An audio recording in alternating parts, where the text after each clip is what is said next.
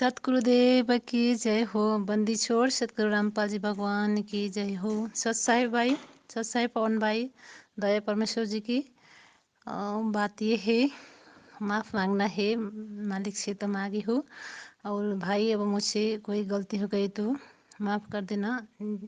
बड़ी बहन तो हूँ मैं उम्र में, लेकिन ज्ञान में तो नहीं हूँ भाई। दया है परमेश्वर जी की, आप जैसे पुण्य आत्मा को मालिक ने जो सच्चाई ज्ञान आदर से सच्चाई को आगे बढ़ा रहे हैं, तो बहुत दया है परमेश्वर जी की।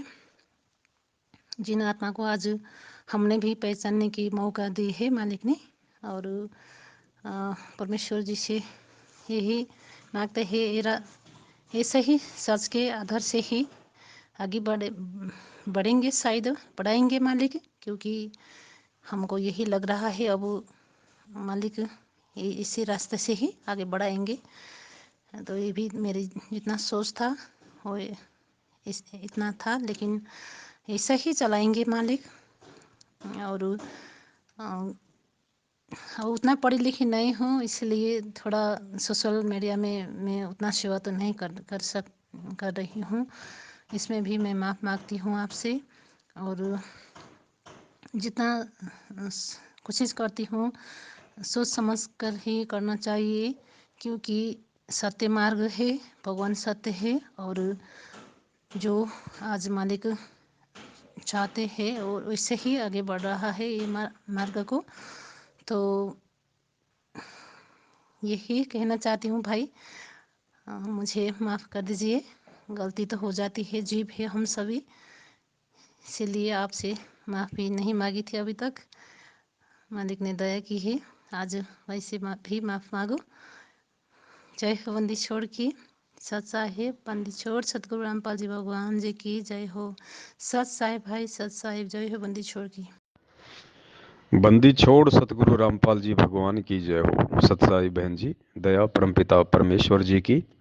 और बहन देखिए, माफ़ी तो केवल परमात्मा से ही मांगनी चाहिए, और परमात्मा ही माफ़ करने वाले हैं। हम तो सब जीव हैं, हम सब आपस में गलतियां करते हैं, लेकिन यहाँ पे जो गलती की माफ़ी मांगने का, या जाने अनजाने में हुई गलतियों की माफ़ी मांगने का, जो परमेश्वर ने सत प्रेरणा करके जो एक ये मिशन सा चलाया है, इससे बहन होगा क्या? इससे जीव के अहंकार का पता चलेगा, जीव के अंदर उत्पन्न राग द्वेष और ईर्ष्या का पता चलेगा कि वो कितना परसेंट है, कितना परसेंट नहीं है, हम कितना गुरुदेव के ज्ञान आधार से भगत बन पाए हैं। क्योंकि बहन, माफ़ी किसी से मांगना, और वर्तमान समय में बहन जी यहाँ तो कोई लाख गलतियां करके भी सामने वाले पे थोपता है कि वो मेरे से माफ़ी मांगे। क्योंकि वो कहावत है ना कि आदमी को दुनिया में सब कुछ दिखाई देता है, लेकिन अपनी गलतियां दिखाई नहीं देती। तो इस कलयुग की पिछली पीढ़ी में, जब कलयुग बिल्कुल ये समझो कि टॉप पे है फिलहाल वर्तमान स्थिति के अनुसार, और ऐसे समय में कोई व्यक्ति अगर किसी से माफी मांग रहा है, तो ये साबित हो जाता है कि वो भगत है, वो परमात्मा की आत्मा है, उसके अंदर अहंकार नहीं है। वो अपना ईर्ष्या भाव राग द्वेष अगर थोड़ा बहुत है तो उसको भी समाप्त करना चाहता है, वो निर्मल आत्मा है।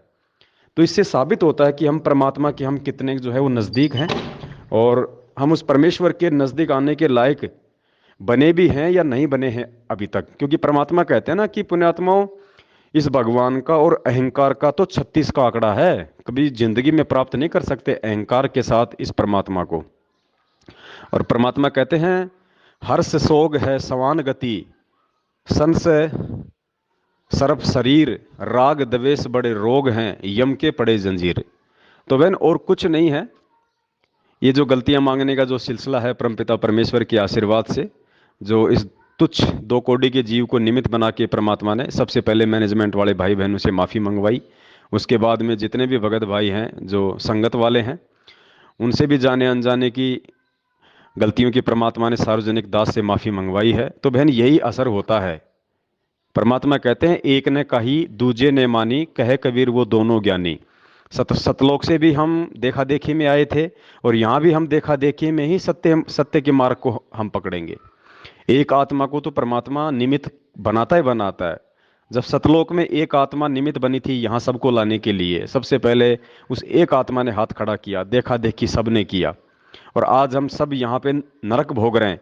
तो यहाँ भी इस सत्य भक्ति मार्ग पे जब कोई एक आधी आत्मा इस ज्ञान को, इस भगवान को समझ के जब हाथ खड़ा कर लेगी कि हाँ भाई मुझे तो सतलोक जाना है, मुझे तो परमात्मा पाना है, मेरा भगवान तो मेरा सतगुरु है, बाकी कोई नहीं है मेरा, तो उसके बाद भले देखा देखी में लोग इस मिशन से जुड़ जाएं, लेकिन फिर धीरे धीरे आगे चल के अगर वो जुड़ेंगे, संपर्क में रहेंगे, एक दूसरे के विचारों से रूबरू होंगे, साथ संगतियां होंगी, तो बहन फिर धीरे धीरे वो ज्ञान आधार भी बनता है।